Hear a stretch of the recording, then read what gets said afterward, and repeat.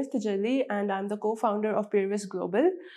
So if I talk about my educational background, I did my undergrad in computer science, and then I did a degree in technology management and entrepreneurship. I have 3 years of experience in the edtech sector, and I wanted to move towards the startup ecosystem because I felt like, this place is pretty interesting and there's a lot of gap that needs to be filled. So that's why escaping the corporate sector and coming towards the startup life, I think that was the motivation.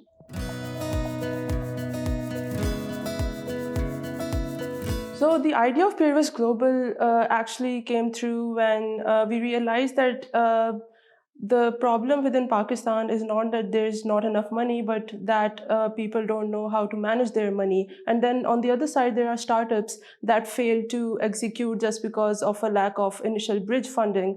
And these two gaps are what we identified, and the problem that we wanted to solve with Peervest Global, which is basically a startup accelerator and an investor matching platform.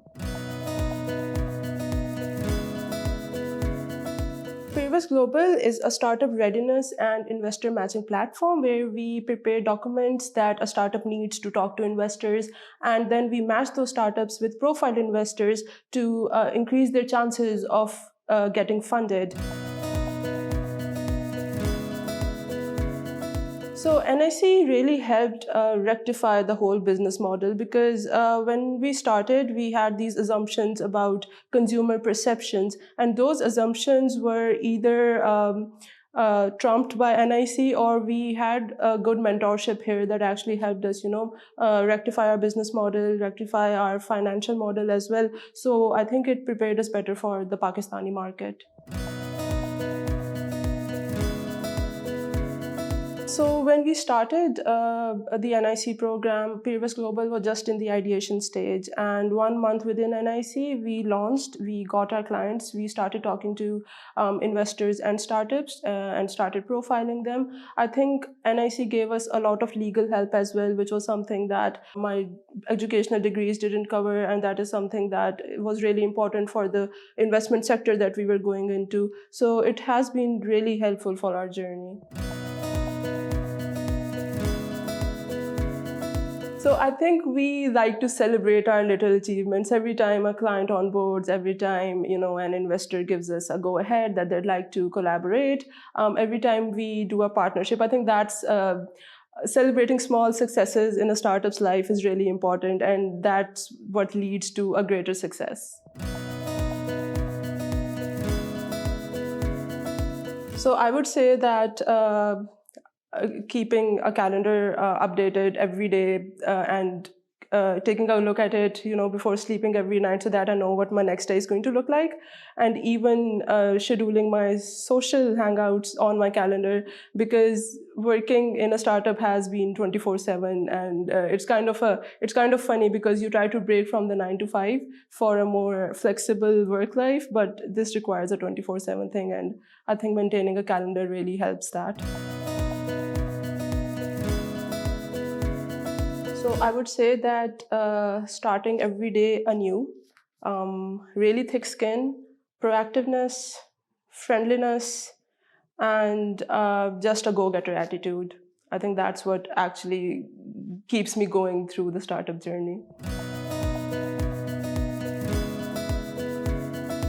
I don't have a lot of good news here because team management, we've been connected over WhatsApp, calls, email, even Snapchat, I would say, because we've been communicating 24/7, and I think that is the sort of requirement you have from a startup, especially in its initial journeys.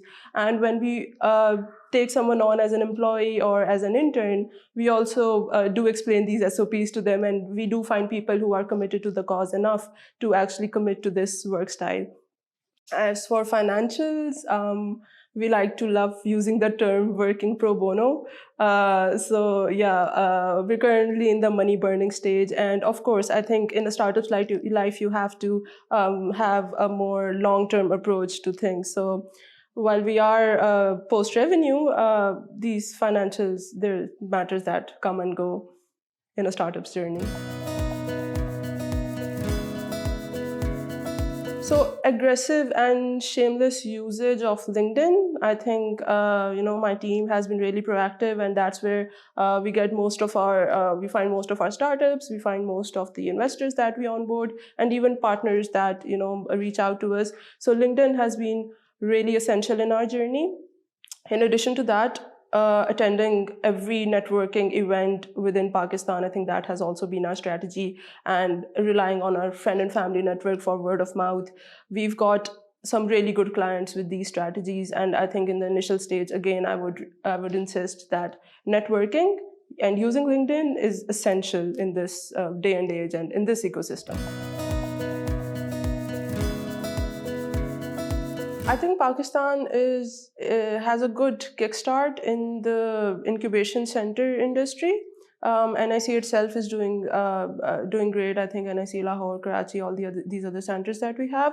But then there is a need for more in other cities other than the KLI region. I think those should be there.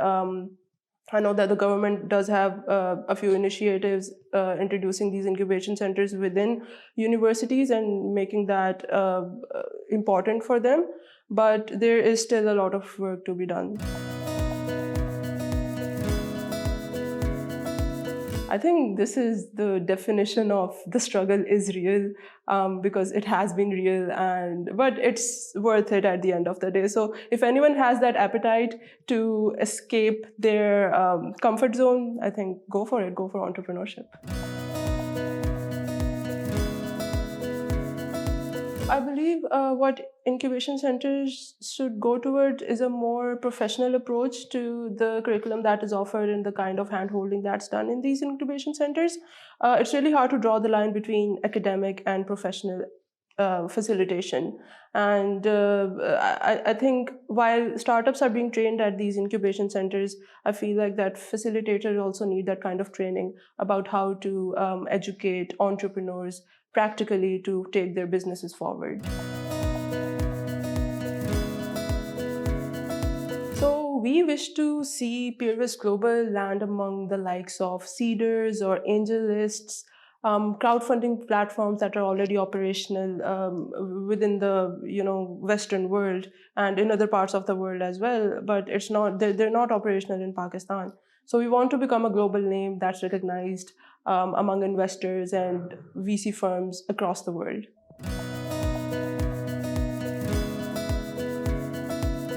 I think communication with the startup and understanding their needs is something that incubation centers still struggle with. Maybe the definition of what a startup is versus what a traditional business is actually not it's pretty vague. So once incubation centers define what a startup is instead of what a business is, I think that way they'll have a more accurate approach towards nourishing the startup ecosystem here.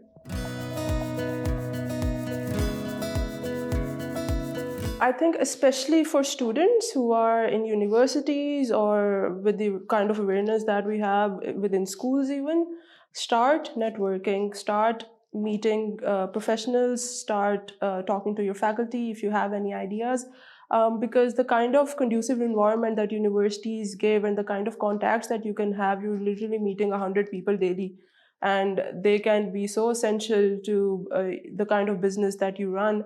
I think start networking young, and in the future, when you graduate, you don't find that kind of space or the kind of opportunity, and it requires a lot more hard work. So while you're in university, start working on your idea, start talking to people, start networking. I would say mentorship and facilitation and networking. These are the three main things that I took away from NIC, and I don't think Peervest Global would be here without the avenues that NIC has created.